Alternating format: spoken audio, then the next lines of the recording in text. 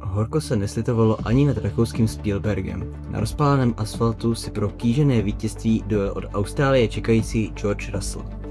Co všechno mohlo změnit pár kol navíc? Viděli jsme v kvalifikaci podvod v přímém přenosu, kdo je posledním pilotem, který bodoval ve všech víkendech, a je Max Verstappen s upgradeovaným Red Bullem zpět v boji o vítězství? Red Bull Ring opět doručil kvalitní podívanost ostrými souboji a taktickými zvraty. Vše si rozebereme v dnešním dílu. V další epizody VR Checking vás zdraví Tom a Vojta. Let's go. Valtteri into James. So it's hammer time. Very lovely that. I am stupid. Good operator. We did it again. Okay, yeah, checking.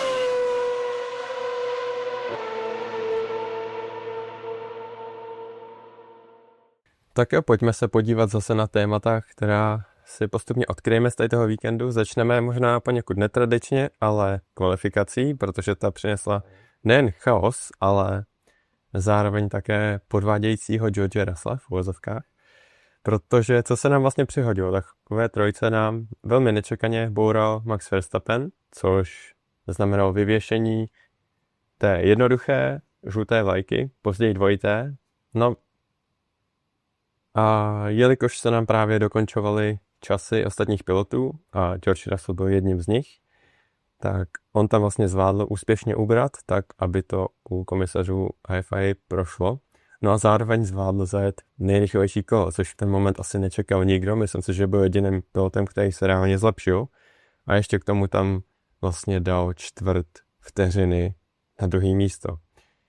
No nicméně všichni jsme tak nějak asi očekávali, že to kolo nakonec bude škrtnutý, protože jak by se mohlo o tolik zlepšit, že jo, ještě pod žlutou vlajkou. No ale ukázalo se, že to Russellovi prošlo. Bylo vlastně vidět, že ta načtenost pravidel, která je u toho Brita známá, tentokrát přišla víc než hod, pravděpodobně. No a přineslo to dost důležitou pole position. Tak jak jsi to celý vnímal ty, Tome? Já jsem tou dobou už slavil Ferrari 1.2 v kvalifikaci. to byl úplně komický moment, já jsem v tu chvíli byl úplně nadšený, říkám výborně, žlutá vlajka a takhle, to bych chtěl prokrout ještě na začátek, to jsem viděl jako záběry z Grandstands a to jsem si říkal, to teda je věc, která není úplně správná, že lidi oslavovali bouračku Maxe Verstappena, já jsem říkal, mě to vyděsilo, protože zrovna tady, že dala záběr na to, jak Max Verstappen právě boural, a mě to v první chvíli vyděsilo a až zpětně mi došlo, že vlastně to znamená 1-2 pro Ferrari, ale jako v tu chvíli nejdřív ve mně hrklo, říkám, aha, Max Verstappen jako zachyboval, respektive prostě potom jsme viděli, že to bylo v důsledku toho, že prostě jeho auto se chovalo zvláštně, ale já jsem se v tu chvíli lek a až pak mi došlo, že vlastně tím pádem Ferrari 1-2 a jenom skočil George Russell a já říkám, super, tak tenhle čas se bude škrtat, máme žlutou vlajku, naschle. A právě mi to taky nějak nedávalo smysl, že furt George Russell tam visel a furt všude psali jako první místo pole position a já říkám, a na jak dlouho? Furt jsem si říkal, jako to škrtnou. A opravdu já jsem se studoval zpětně a zjistil jsem, že teda měli jsme tam, jak jsi zmiňoval, vlastně tu jednoduchou žlutou vlajku. Nejdřív jak pro Antonelliho, který vlastně za Verstappenem vlastně první, který projížděl tam kolem toho místa té nehody, a potom právě George Russell. S tím, že jak Kimi Antonelli, tak George Russell to projeli na jednoduchou žlutou a pak vlastně později přišla ta dvojitá žlutá. A já se jenom ptám, po mnoha zkušenostech, kterou vám si říct, proč jsme neměli jako dvojitý žlutý hnedka od začátku. Samozřejmě jedna věc je, že toho říká Ferrari fan, který by si přál Ferrari 1.2 v kvalifikaci, ale další věc je, že vlastně, když si vzpomenem třeba na nehodu Gilla Bianchiho, tak vlastně to bylo taky i v důsledku toho, že právě byly tam ty bezpečnostní rizika. Takže proto já si říkám, že tahle nehoda byla taková, že zrovna to bylo v místě, řekněme, v relativně rychlé zatáčce, kde kdyby vyletělo nějaký další auto, tak se čistě teoreticky mohlo střetnout s autem Maxe Verstappena. Proto mi to přišlo jako relativně nebezpečný, takže v tuhle chvíli já bych rozhodně zpětně nevinil George Russella za to, že to takticky zvládnu. To byla upřímně masterclass, klobouk dolů, že jako si na tohle to fakt dal pozor. A spíš mě to směřuje trošku k FIA, jako neměli jsme tam hnedka mít dvojitý žlutý vlivem toho, že právě se tam mohlo stát něco dalšího. Jak ty myslíš, Vojto?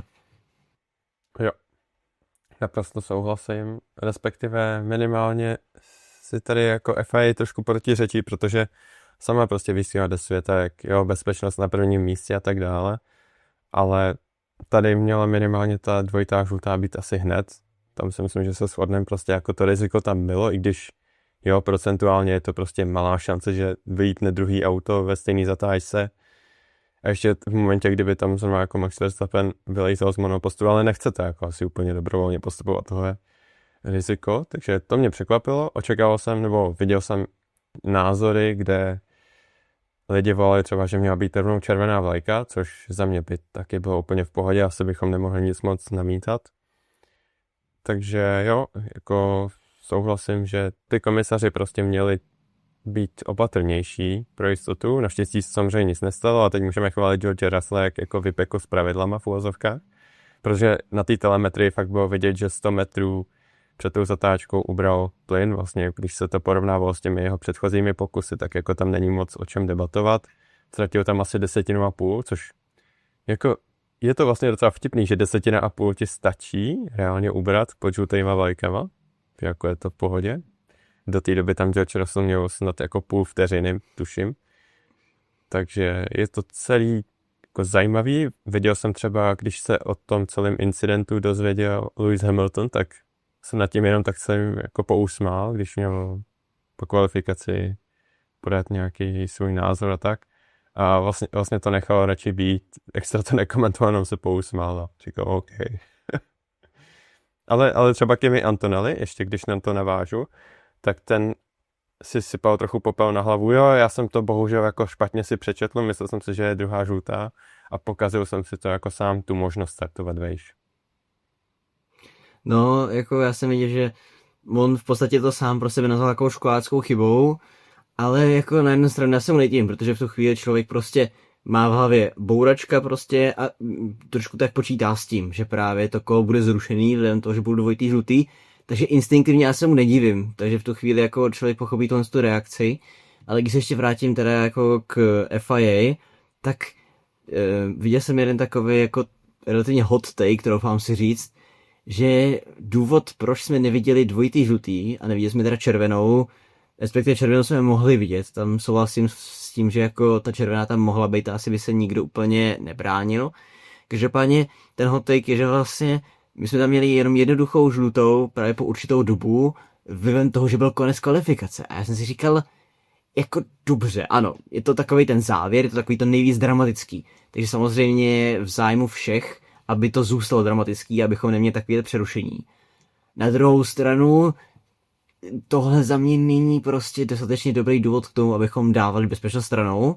Proto si myslím, že ta dvojitá žlutá by byla správná. Říkám, ta červená je taková už, byla vlastně kontroverzní právě v souvislosti s tou, řekněme, podívanou, z toho jako fanouškovského pohledu. Tam chápu, že asi by to nebylo v zájmu organizátorů, ale za mě ta dvojitá žlutá byla na místě a byla ta nejvíc trefná, abychom právě prostě ukázali, že jo, ten incident tam je, nebudem to prostě přerušovat jako extrémním způsobem, ale stejně už se ty kola počítat nebudou prostě z bezpečnostních důvodů.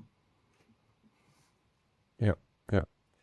Souhlasím. Samozřejmě pak už je to otázka právě jako show a té bezpečnosti. A co jsme jako ochotní podstoupit pro to, aby ta show jako pokračovala samozřejmě. Že jako čas od času se prostě stane, že někdo právě vlivem toho, že jde na hranu možností toho monopostu, někdy i za hranu, tak právě pak vidíme ty bouračky při posledním pokusu, což znamená, že bohužel ostatní piloti už nemůžou ty poslední kola dokončit. No. Takže jako je to nějaká zápletka na úkor jiných zápletek samozřejmě. Dost možná by ty výsledky té kvalifikační listiny vypadaly jinak, kdyby prostě nedošlo k tomuhle narušení. Ale to už prostě je součást Formule 1, takže za mě je to v pohodě, že prostě se případně nedojedou poslední kola. Okay, yeah, check it.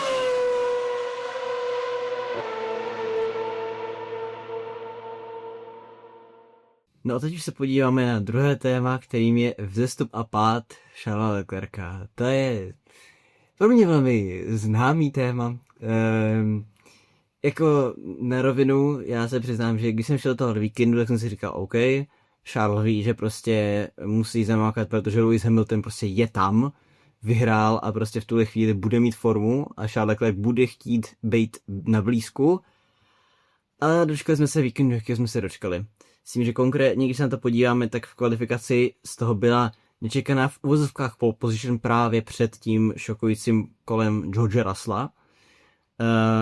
Nakonec teda Manus to bylo druhý místo, což naposledy startoval v Mexiku 2025, právě v loni.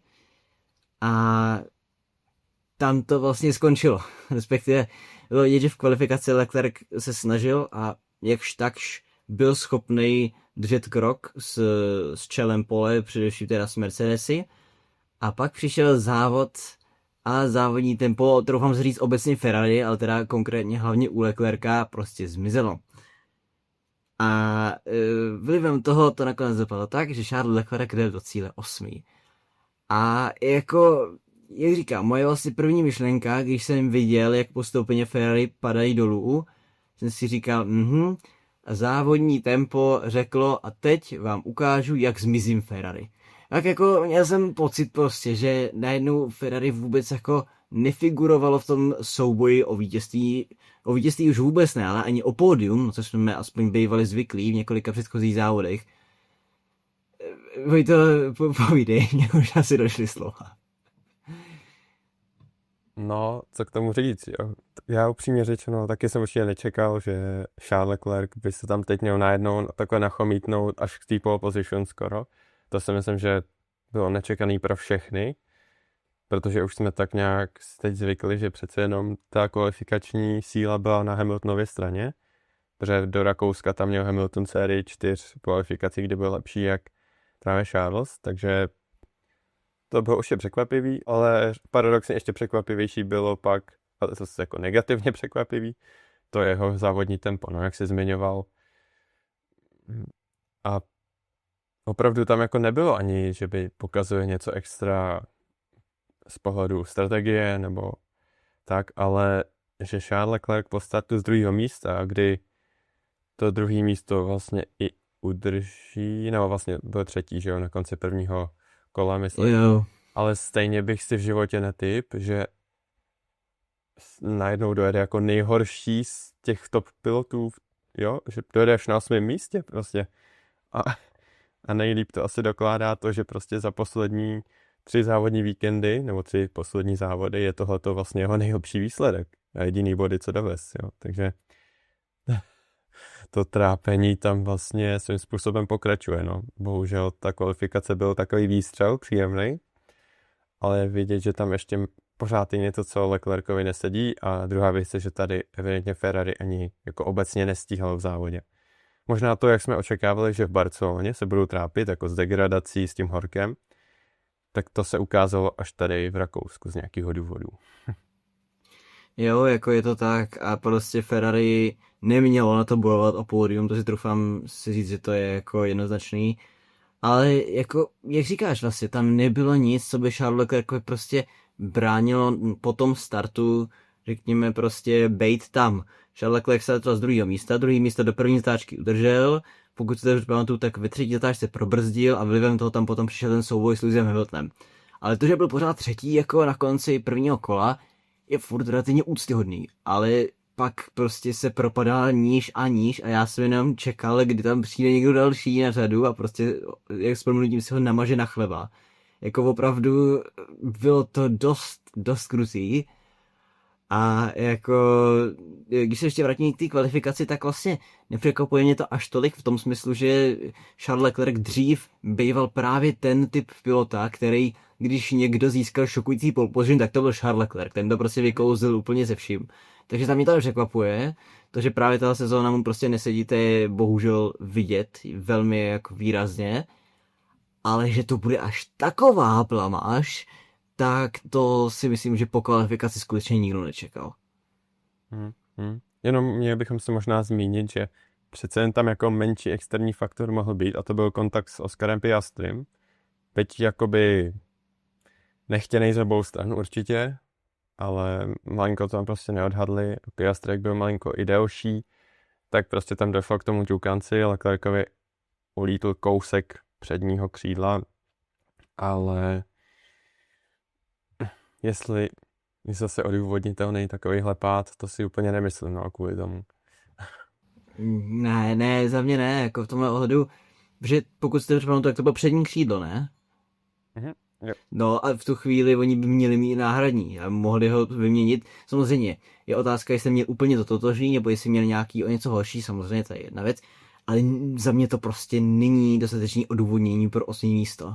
Ne ve Ferrari, tak.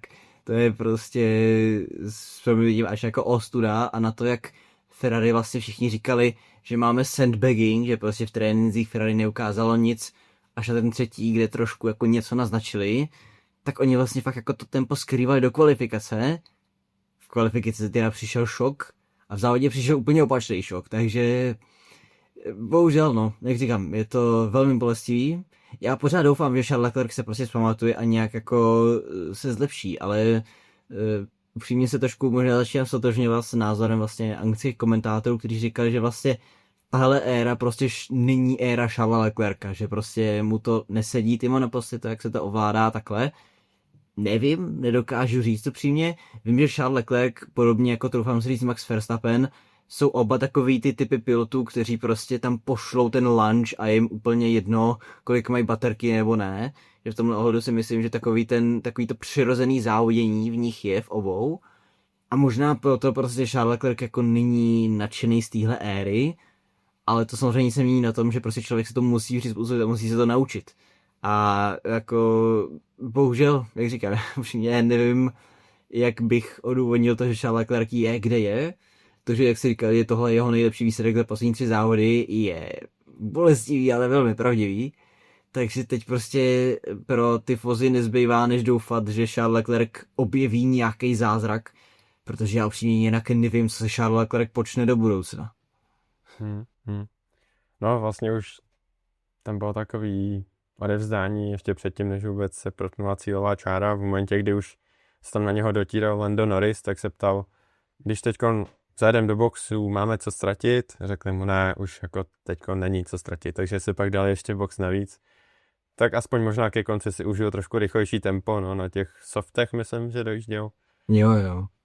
Ale samozřejmě už jako bylo nereálný, aby něco stáhnul a vlastně v cíli byl, ještě jednou teda podotknu, po startu z 2. místa 45 sekund za lídrem závodu, no. Jo, no, jako jak říkám, je to šílený a samozřejmě na věc je, že prostě máme specifický tratě, takže Ferrari bude fungovat někde a jinde fungovat nebude, ale tohle je teda jako velmi, velmi děsivý. Jako takhle, jsme zvyklí na to z minulých sezon, že Ferrari funguje v těch, řekněme, svých pomalejších okruzích, že třeba v Monaku právě jsme očekávali, že Ferrari bude silný.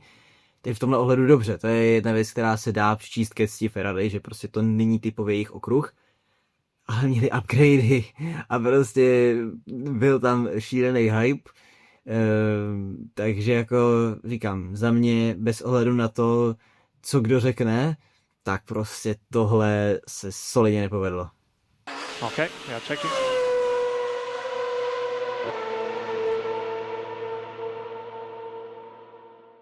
No a teď se pojďme podívat na téma číslo 3, kterým je Max Verstappen. Jakož se můžeme bavit o tom, zda náhodou neuniklo Verstappenovi vítězství na domácí půdě stáje Red Bull Racing.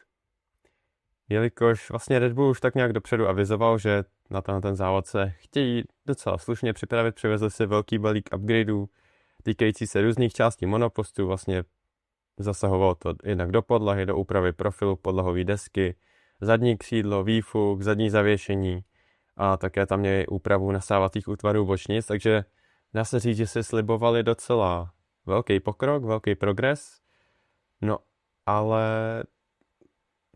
vlastně dá se říct, že jo, že se to potvrdilo, ne úplně tak v trénincích, ale v té kvalifikaci, přestože Q1, Q2, tuším, že ten Max tam úplně nebyl, ale v Q3 najednou se probudil a první vlastně jeho pokus byl tuším úplně nejrychlejší z těch všech, co tam byly.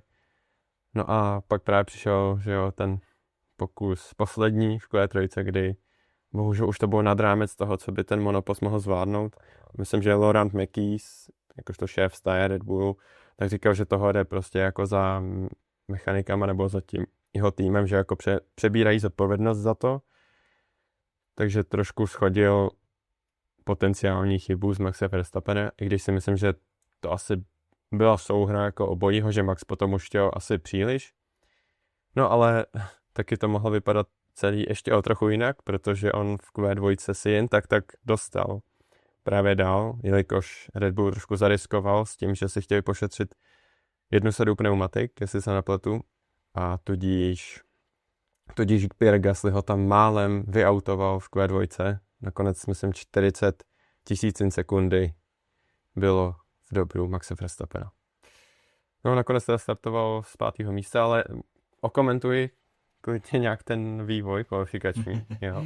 Jako riskovat tak, že se Pierre Gasly přiblíží na 40 sekundy, to asi nebylo něco, v co úplně v Red Bull doufali, nedoufala si, že to bude takhle těsný, ale vlastně hlavní velitelka strategie Hannah Schmidt tušila, že Max Verstappen dokáže to prostě urvat, co se naštěstí jako nespovedlo, takže i vlivem toho právě si Red Bull pošetřil tu jednu sadu, což je nakonec, myslím si, že nakonec to nebylo úplně ku prospěchu, protože pokud si to dobře pamatuju, tak Red Bull tu sadu nakonec nevyužil. Ne, no, nakonec to nevyužili. No, ale jako takticky tak dobrý, ne, že ne. To jo, to určitě.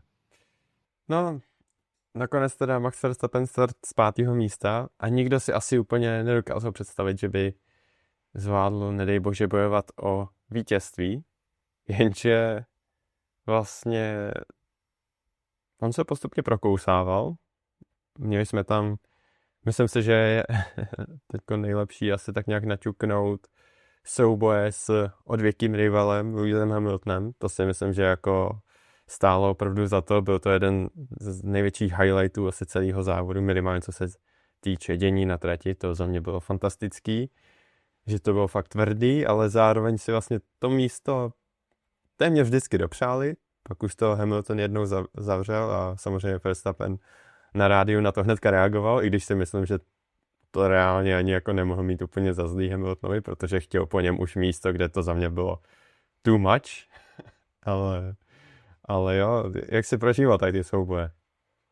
To byla jedna kapka naděje Ferrari, to nevíkend, ne?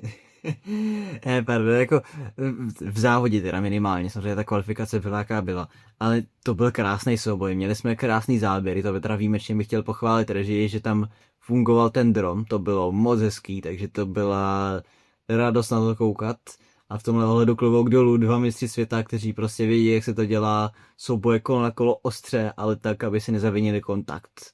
Takže v tomhle ohledu krásný Red Bull Ring je trať, která ty souboje nabízí. Takže za mě úplně krásná ukázka toho, jak má Formule 1 vypadat. Jo. A pak vlastně bylo hezký, oni se tam párkrát jako provlíkli a pak najednou Verstappen, myslím, ten jeho poslední manévr, ten už jako definitivní přišel docela nečekaně právě do té 6. zatáčky, do té levotočivý, kdy myslím si, že ani Hamilton s tím úplně nepočítal, ale tam už je jako docela složitý se udržet přece na tom vnějšku. Takže tam to Verstappen vymyslel skvěle, no a mohl se začít posouvat dál. A v tomhle ohledu jako Max Verstappen, myslím si, že pro nás měl být výrazně větší náznak to, že právě Max Verstappen, dokud se udržel na trati, tak byl velmi blízko souboje o pole position. Takže jsme podle mě možná měli věnovat trošku víc pozornosti tomu tempu Maxe Verstappena. Samozřejmě otázkou bylo, jak na tom Red Bull bude v závodním tempu, ale jak se říká, nikdy... Teď mi vypadá ta hláška. Já nepisujeme. Tak.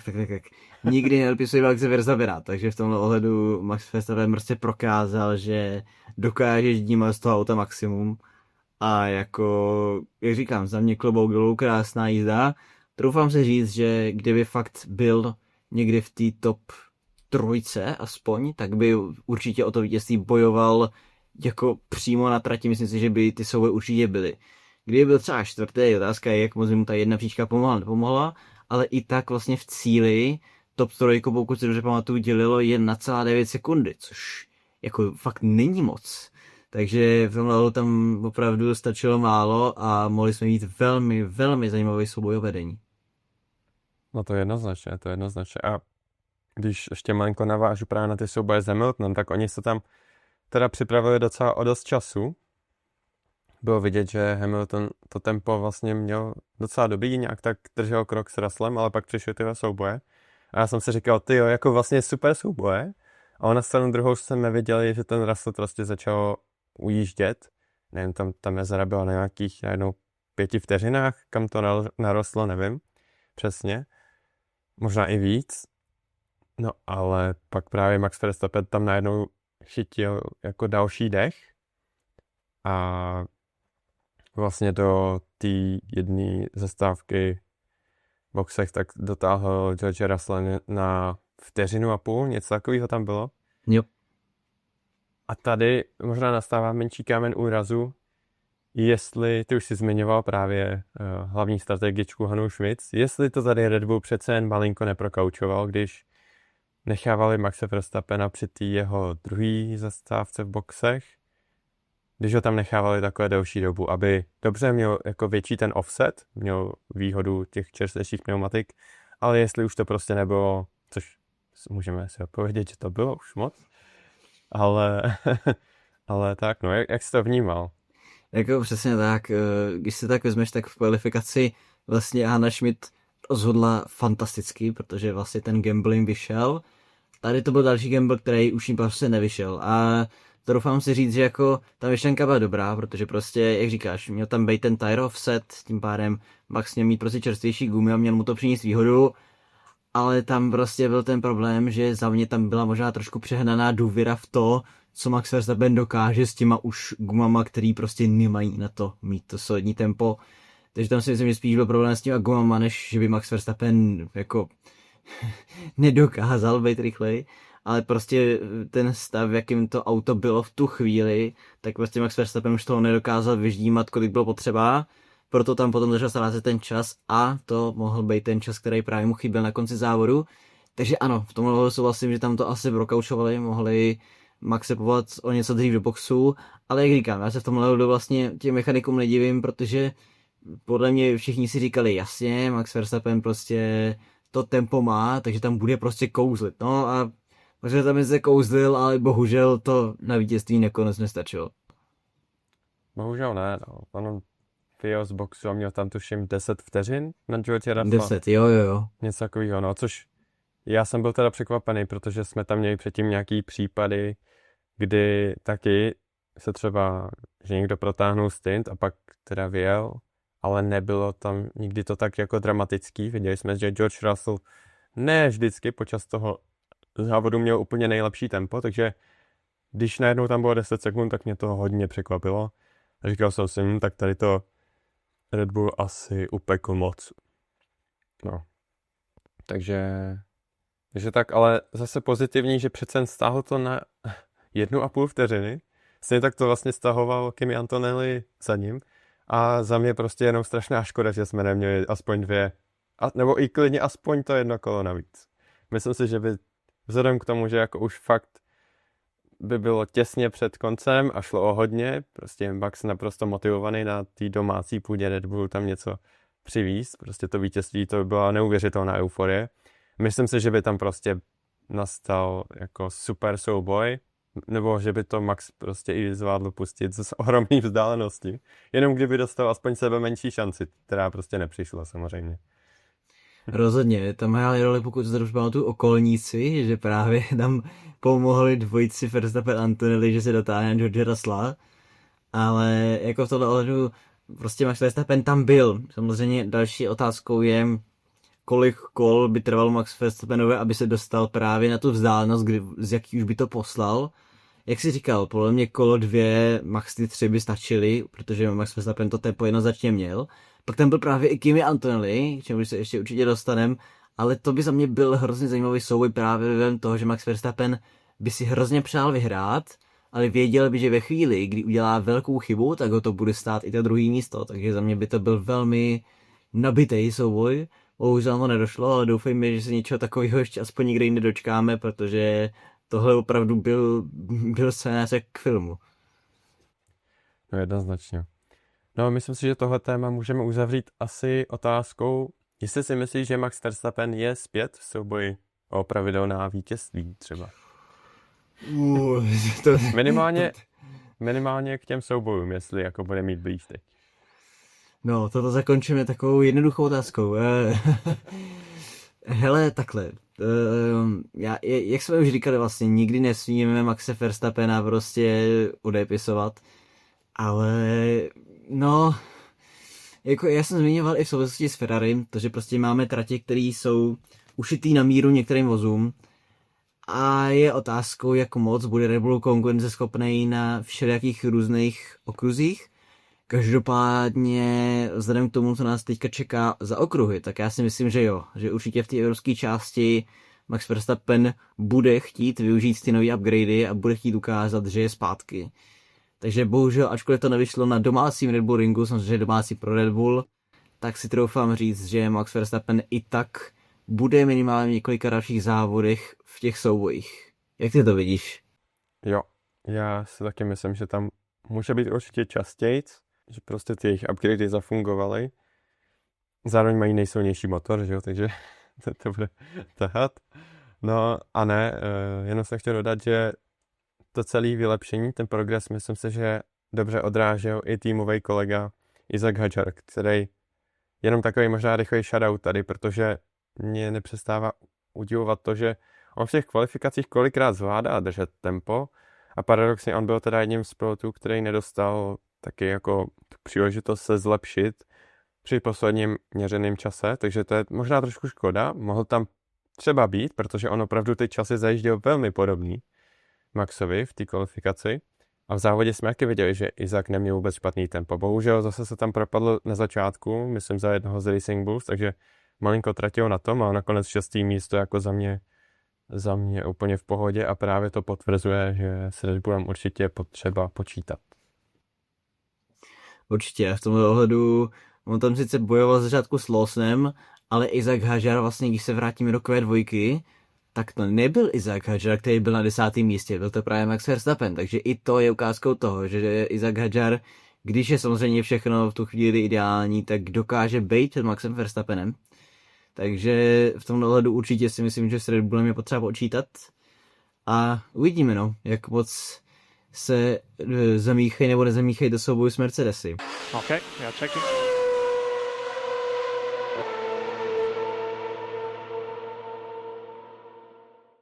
No a když se trošku vrátíme k George Russellovi, tak dalším tématem je, že George Russell to sice zvládnul, ale přesvědčil 100%, protože v tomhle ohledu viděli jsme sice jeho další vítězství po Austrálii.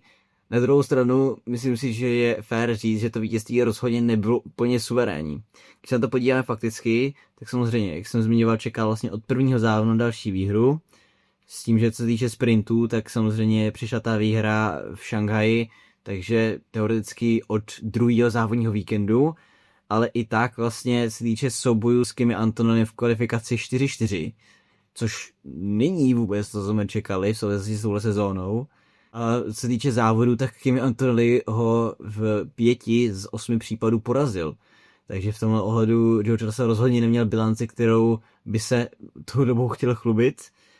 A jako berme to tak, že George Russell stáhnul 10 bodů, takže v tuhle chvíli už ten rozdíl činí jenom 40 bodů.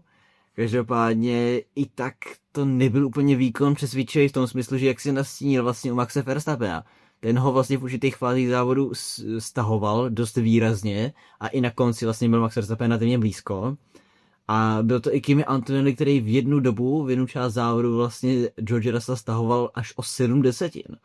Takže to jak na tebe tohle působilo? Byl tohle ten závod, kdy si řekneme, jo, George Russell je zpátky v tom souboji o titul mistra světa? No, zpátky v souboji si myslím, že jako jo, to si asi můžeme říct. Nevím, jestli to je přesně jako tenhle závod, kdy se to překlápí. Ono asi povíme si trošku víc pak u těch našich typů, protože tam se trošku odráželo i to, že právě Barcelona mi trošku naznačila, že ten George Russell, přestože to může urvat v kvalifikaci, tak v tom závodě prostě v tom čistém srovnání není nejrychlejší. Už z té dvojice Mercedesu není. Myslím si, že ani v tom Rakousku prostě nebyl nejrychlejší, i když tam to bylo asi o něco lepší než v té Barceloně. Ale jak se právě říkal, tak Max Verstappen ho tam stahoval. Nechybělo moc, vlastně kdyby se nezdrželi s tím Hamiltonem, tak Verstappen byl vyloženě za ním a už by pravděpodobně třeba i zkusil nějaký útok. No a stejně tak právě Kimi Antonelli taky tam zvládl pak mít slušnou stíhací jízdu, ten tam myslím stahoval z nějakých 15 sekund a jo, neuvěřitelně. Takže myslím si, že George Russell si musel hodně oddychnout, že opravdu ta šachovnice přišla za 5 minut 12 pro něj, protože jinak by to nebylo úplně ideální. Určitě a těžko říct, jak by to zvládl ustát, nějaký ty souboje. No a z nějakého dlouhodobějšího hlediska, tak za mě to neukázalo asi něco, po čem bych si právě řekl, jo, že tohle je ten Russell, kterýho jsem prostě očekával v této sezóně. Nadále ne a pokud by Kimi zvládl podobně tu kvalifikaci jako on, prostě byl by tam někde s ním, tak si myslím, že ho Kimi zdolá. I když tam zase se ukázalo, že Kimi třeba jak měl začátek závodu takový divočejší zase, byl hodně nabuzený, tak to je jako jedna věc, která za mě není úplně jistá u Kimiho, takže těžko říct, jak by pak vypadal třeba jejich vzájemný souboje, ale na tu čistou rychlost mi prostě přijde, že Russell nadále není v té 100% formě. Já jsem chtěl říct, jako ano, jedna věc je první kolo Kimi Antonelliho, to byla okružní jízda, to byla vlastně jako, to byly výlety mimo trať, ale... Můžu jenom? Jasně. To vlastně mi hodně připomnělo, když, jestli se trošku orientuješ jako v MotoGP, tak oni tam dostávají penalizace formou long lapu, že? Jo. Mě to zase připomnělo ve Formuli E, když mají attack mode, tak oni právě taky musí vyjet. Takže to je ten stejný princip. Jo. No a vlastně v té souvislosti, když se na to podíváme tak, že by ta kvalifikace nakonec nějak skončila, a berme to tak, že dobře. George Russell zahájil rychlý kolo, porazil by Maxe Verstappena, vzhledem k tomu, že tam prostě měl solidní deltu, a druhý by byl ať už Kimi Antonelli nebo Max Verstappen. Berme to tak, že Kimi Antonelli by stejně pod tlakem udělal chybu a vyjel by mimo trať, ale byl by tam Max Verstappen. A já si troufám říct, že s Maxem Verstappenem v zrcátkách George Russell by nevyhrál. To si troufám říct, že tam prostě George Russell hlavně to tempo neměl. On ne, že by byl plně ve stresu, to si myslím, že George Russell už s tím se relativně naučil pracovat, tam si myslím, že z Berkeley by úplně nebyl, ale podle něj on podvědomě sám musel vědět, že prostě není nejrychlejší mužem na trati a ve chvíli, kdy za sebou máte Maxe Verstappena, tak si myslím, že by George Russell rozhodně nemohl být v klidu. Samozřejmě říkám, měli jsme tady ty okolnosti, které znemožnili ten souboj. Každopádně já si i tak stojím za tím, že George Russell pořád, když to řeknu možná trochu drsně, George Russell za mě pořád má co dokazovat. Pořád to prostě za mě není suverénní, že bych si řekl, OK, George Russell prostě man on a mission a v tuhle chvíli prostě jde stahovat tu mezeru. Bavili jsme se o tom, že ta mezera jako mírně prostě se smrskla, o tom žádná, myslím, že na toho George Russell bude trošku vsázet, že prostě postupem času se tam dostane, ale bude mu tohle vážně stačit? Jako, nemyslím si, že on sám se sebou může být spokojený, že vyhraje vlivem prostě okolností. Jo, je to tak. Tady prostě získal na nějakých svých zkušenostech, vlastně dostal se do skvělé pozice právě díky té kvalifikaci, ale taky, no, asi už bych se opakoval, taky mě to prostě 100% nepřesvědčilo, že bych si řekl právě, jak ty říkáš, že to je man on a mission a prostě teď ho nic nezastaví, minimálně další 3 závodní víkendy, to rozhodně takový přesvědčení nemám. A myslím si, že i během toho závodu jsme tam viděli nějaký probrždění do té 3. zatáčky, kdy tam ztratil, nevím, 1,5 vteřiny, něco takového tuším na Maxe Verstappena. Takže taky nejde říct, jako že by byl v tomhle ohledu bezchybnej. A to právě jako většinu závodů si jel v úvozovkách sám, jakože tam relativně měl tu mezeru až právě ke konci těch stintů začal Max Verstappen víc otravovat a přibližovat se v jeho zpětných zrcátkách, no. Okay, yeah, checking.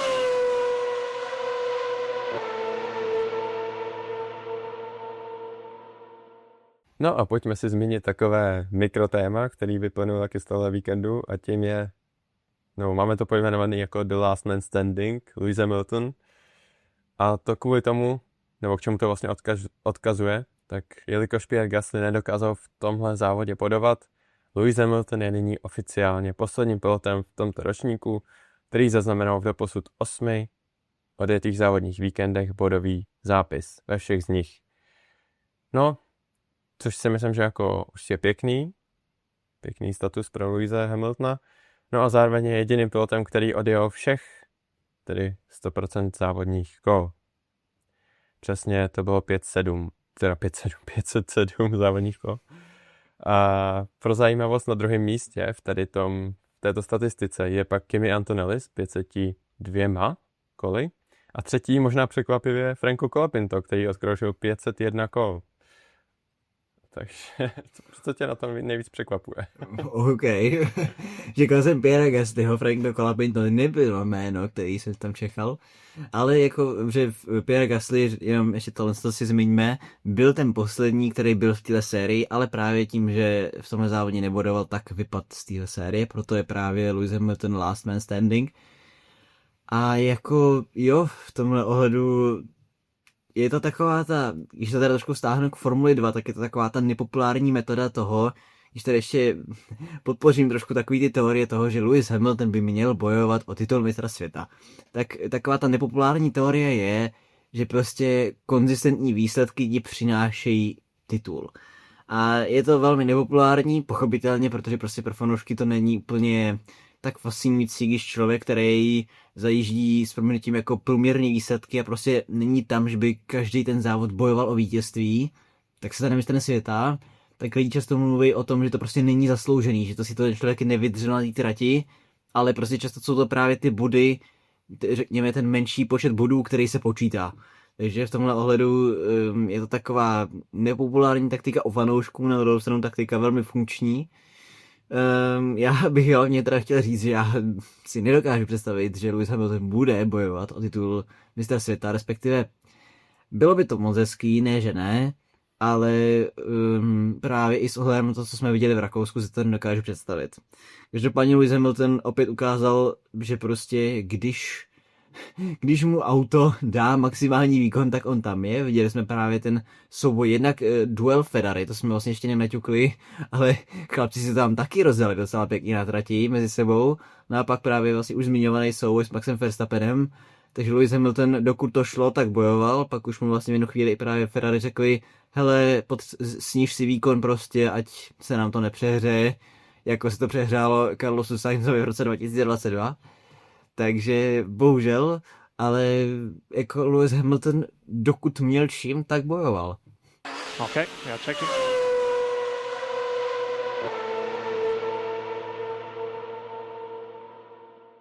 No a naším posledním, opět takovým trošku menším tématem, jsou přehřáté Cadillacy a odstupující Stroll, takže nakonec na chvostu osamocený Fernando Alonso. Začněme tím, že Cadillacy odstoupili kvůli přehrátým brzdám, jak Bottas, tak Perez. Ty brzdy doslova hořely, takže možná až lehce nebezpečný stav. Stroll ohlásil údajně problém s ERS, což byl důvod, proč odstoupil z velké ceny Rakouska, s tím, že zajel do boxu a pak už právě z boxu nevěl.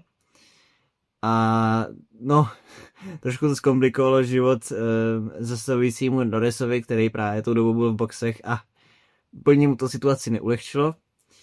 No a vlastně doplnil nám čtveřici Carlos Sainz, který se tam teda taky pohyboval. Každopádně Carlos Sainz odstoupil na cílovce s tím, že přemýšlím, proč vlastně odstoupil Carlos Sainz. On měl tuším problém s taky nějaká elektronika v autě mu odešla, takže proto. A obecně, já když jsem nad tím přemýšlel, tak právě jakoby tak nějak navazuje právě na svoji smůlu, protože jak už si třeba řekl, sezóna 2022, kde zažil tu grilovačku, že jo. A pak třeba minulý rok právě měl v plánu startovat z boxu, nakonec se mu ještě tam rozhořely, myslím, brzdy, měl tam ještě nějaký problém s převodovkou, takže to vůbec divoký, tenkrát jsem absolvoval kvůli tomu ještě jedno zahřívací kolo navíc, no a Sainz stejně neodjel, protože tam splanul, takže navázal na formu, no, z Rakouska docela. K tomu Strollovi, jinak to bylo dost zajímavý, protože jsme to viděli, že jo, zrovna tak, že Lando Norris jel do boxu, jinak samozřejmě proč by režie zabíral Astony jedoucí do boxu, to je trošku zbytečný, ale bylo to trošku zajímavý právě, jsem říkal, tyjo, co se jako děje, ne, že ten Norris tam najednou předjíždí prostě Aston v boxech, že pak se to docela dobře to vysvětlo na povrch, no, že Stroll měl nějaký problém, tudíž proto on jel pomalej. Já jsem si říkal, přece není možný, aby při pit limitu ten Aston taky nestíhal vůči němu. Takže aspoň se to takhle to vybarvilo, no. Ježiš, to byl krásný obrázek. Já jsem si jenom představil, kdyby Astony ani nestíhali v pit lane. To už by bylo jako skutku absurdní, no. Takže to máš pravdu, že to ilustroval docela dobře. No a tím pádem se stalo, že Fernando Alonso zůstal právě na konci vlastně úplně sám v izolaci, s tím, že dostal ještě 5 sekund teda za to, že naopak překročil rychlost pit lane, takže Astony si nemohli vybrat, jestli pojedou nad nebo pod limitem. A já se ptám, má tohle Fernando Alonso zapotřebí, Vojto? Ne, nemá. Minimálně si myslím, že Aston reálně tam mohl jako teďkon do té Belgie, kde se teda avizuje, že Aston Martin přijede jako s kompletně jiným vozem, že tam nezůstane takzvaně cihla na cihle. Takže uvidíme, ale nevím, možná tady mohli dát jako do té doby třeba rozstřel Filipe Hodrugoviče právě s Lencem Strollem o pozici vedle Fernanda Alonso od Belgie dál. To by jako za mě bylo takový hezký zpestření. Co mě napadlo teďko. Ale okay. Jako Alonso reálně nemá moc důvod, jako co by ho na tomhle mělo bavit. No, tak dovezl bod v Monaku, tím, že prostě to nějakým způsobem dokončil. Paradoxně tam ten nezískal penalizace. Jako třeba tady. Ještě k tomu za ten speeding in the pit lane zrovna. No, nevím, jako asi ho to moc nebaví, ale ty po nějaký... Jo, myslím, že po kvalifikaci tam snad dávali. Samozřejmě Aston vypadlo 21-22, že jo, klasika, ale Alonso tam měl nějakou vysílačku, co jsem vůbec nečekal, úplně motivující, optimistickou, že jo, jako super progres, je vidět, že se dotahujeme a oni prostě 1,5 sekundy ztráceli na tom další. Takže je to vlastně šílený, no, že dvojnásobný mistr světa je v téhle situaci. No, mě to trošku připomíná situaci z McLarenu. Even if we put a rocket ship, we will be 11th. Jako prostě, jako, nevím, jak moc skutečně je Fernando Alonso motivovaný prostě pokračovat dál. Pokud jsem dokonce nikde nedávno nechal slyšet, že by rád prostě Aston Martin dovedl k titulu, ať už to znamená, že on bude řídit nebo ne, což OK, doufám si říct, že jako pokud by Fernando Alonso měl být nějaký jako technický, no, nejenom technický, ale prostě poradce Aston Martinu, že jim to může jako přinést dost, o tom žádná, ale myslím si, že řídit to bavit dlouho nebude. Jo. Určitě, no. Jako z toho krátkodobého hlediska asi nevidím reálnou šanci, že by to měl Aston nějak v dohodné době takhle otočit, no, to taky ne. Ale jo, jako ještě se dokážu představit v této roli, jak říkáš ty, no. To, co se tenkrát ještě přisuzovalo, že jo, Sebastianu Vettlovi. Takže jo, určitě vidíme, že Fernando Alonso má, že jo, vlastně i tu vlastní, no, juniorku, spíš ten vývojový program, že jo, kde právě se stará o ty vycházející nový hvězdy. Takže určitě by dávalo smysl, že by ho Aston pak někde ukotvil. Myslím si, že by to bylo prospěšný pro obě strany. Tak. No jenom jsme se tady vlastně nezmínili ještě takovou podrobnost k těm Cadillacům, že oni nebo paradoxně zkrátka odstoupili jak jeden ve druhém, tak druhý ve čtvrtém kole, takže tam opravdu nevím, co dělali, teda při zahřívacím kole, nebo jako evidentně asi nějaký špatný materiál na brzdách a zkrátka to neustálo ty teploty. No ale co dělají v zahřívacím kole, to je úplně jednoznačný, zahřívali brzdy. Akorát to asi trochu přecenili přípravu. Okay, yeah, checking.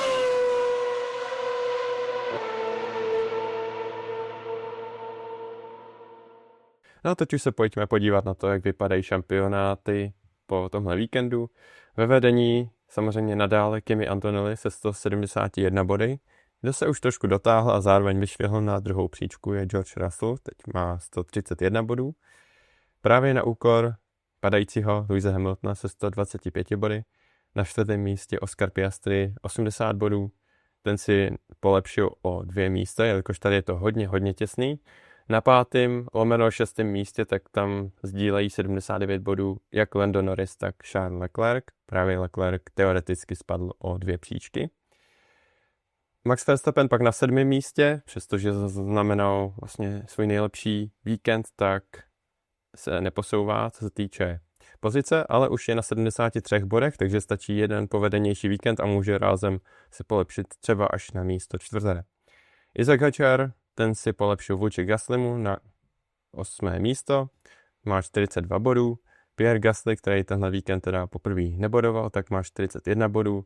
No a kdo zabodoval i tento víkend, vlastně to byly dvojitý body, ale v top 10 pak máme Liama Lawsona s 30 body. Za mě mimochodem tady highlight Oscara Piastri. My jsme si toho vlastně tak úplně nevšimli, co se týče nějakého pohledu na celou sezónu, ale Oscar Piastri prostě tiše tam byl. Najednou je před Charlesem Leclercem, respektive oba McLareny jsou. Ale Oscar Piastri vlastně na to, když jsme si říkali, jestli bude tam, kde je Lando Norris, a on vlastně v prvních 5 závodech, které letos Piastri dokončil, tak vlastně jiný jednou porazil Landa Norrise, takže se očekávalo, že to, možná se očekávalo, že to bude právě Lando Norris, který povede McLaren v tomhle ohledu, ale teďka je to Oscar Piastri, takže za mě klobouk dolů, že vlastně díky těm výrazným bodovým odskokům právě v těch závodech, kdy bodoval líp jak Lando Norris, tak jako se mu to povedlo a vlastně je tam, je v tuhle chvíli ten vedoucí McLaren.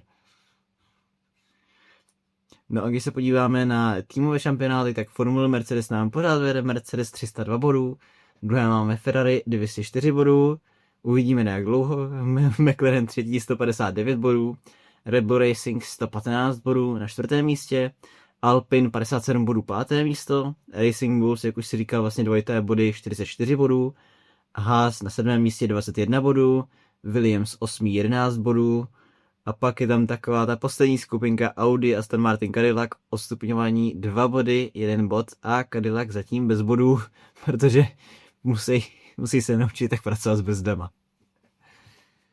No a oproti Astonu oni tam vlastně přivážejí i nějaký upgradey, že? Ale stejně jim to zatím nestačí. Myslíš si, taková otázka ještě na závěr, myslíš si, že Cadillac zvládne zabodovat v této sezóně? Já myslím, že jo. Já si myslím, že když už to dokázal Fernando Alonso a Aston Martinu, tak si myslím, že Perez a Bottas jednou to tam dovezou. Dost možná jenom jednou, ale věřím tomu, že jednou, jo. Jak ty to vidíš? Myslíš, že jo, nebo ne? No, tak jo, je pravdou, že může nastat podobný závod typu Monaco. A on tam vlastně i ten Cadillac byl, že jo, jenom Perez bohužel tam měl tu penalizaci. Takže jako taky věřím, že prostě se to při nějakým chaotičtějším závodu podaří. Nevím, jestli se tam dokážou docvaknout úplně výkonnostně, přestože Cadillac se o toho snaží, tak pořád jako ztrácejí, no. Chvíli to vypadalo, že se zvládnou třeba už motat s tím Williamsem, teď byli taky vlastně zase daleko, no vlastně ani nikam moc nepopojeli, takže uvidíme, nechme se překvapit, s tím přijdou. Okay, yeah, checking.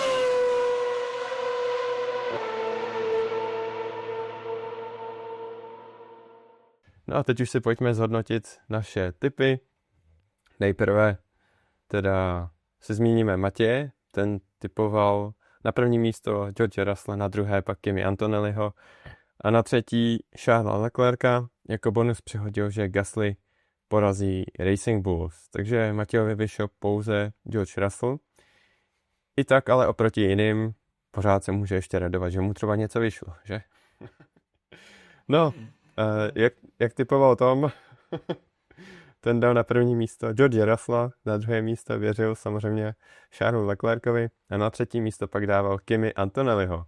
Takže omylem mu to vyšlo, jako bonus pak dal, že mu vyjde minimálně, teda, což mu vyšlo, teda minimálně 4 DNF.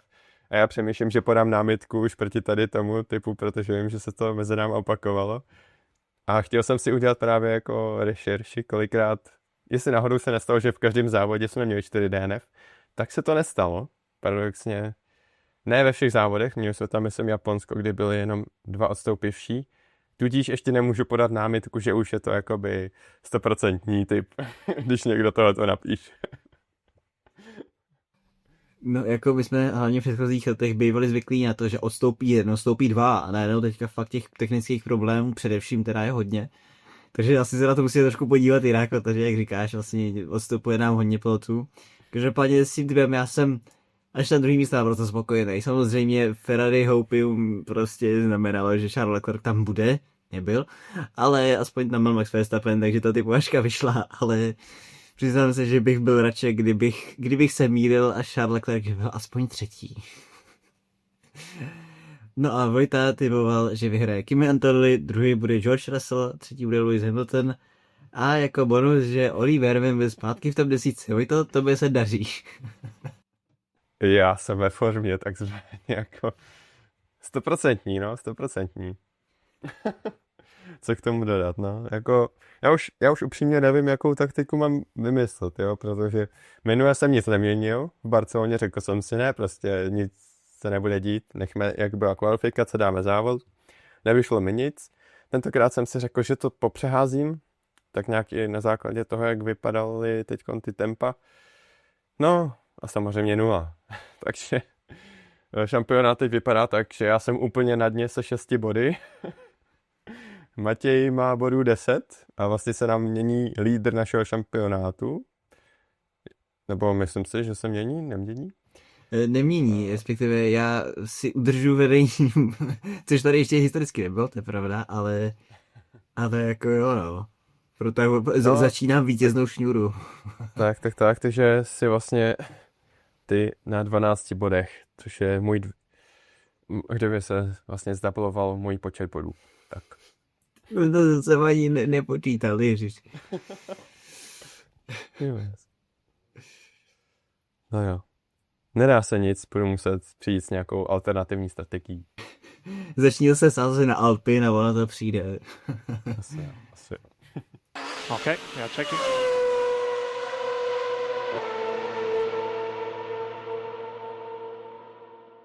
No a to už by bylo od nás pro tuhle epizodu všechno.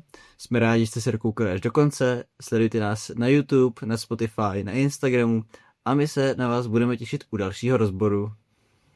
We are checking.